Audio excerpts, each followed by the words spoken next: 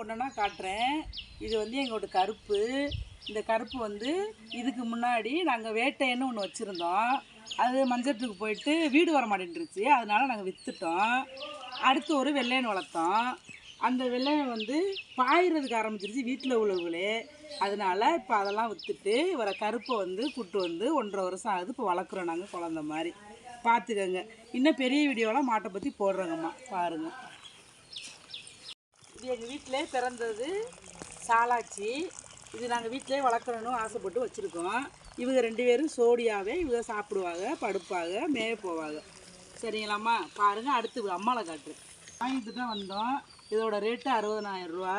இதுக்கு பேர் மணியாரம். அது மணியாரம் பண்ணு ரொம்ப, அதனால் மணியாரம்னு வச்சுருக்கோம். அது குழந்தை, இன்னொரு குழந்தை, 2வது குழந்தை. குழந்தைய காட்டுறேன் பாருங்கள். இது பால் மாடு கையிலையும் நான் உங்கள்கிட்ட காட்டுறேன்.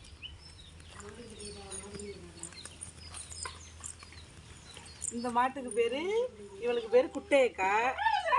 இவ வந்து கொஞ்சமாத்தையும் பால் கறப்பா, வீட்டுக்கு தகுந்த மாதிரி. ஆனால் செல்லமாக வச்சுக்குவோம்.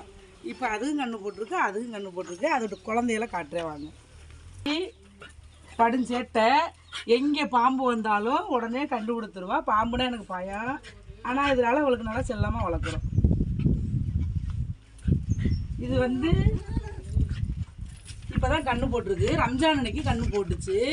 பொம்பளை பிள்ளை போட்டதுனால இதுக்கு பேர் ரம்ஜான்னு வச்சுருக்கோம். என் மருமகன் வச்சது தங்கப்பூன்னு வச்சுருக்காங்க. என் மயன் வந்து ரம்ஜான்னு வச்சுருக்காரு. என் பேரை வந்து ரம்ஜான்னு தான் கூப்பிடுவார்.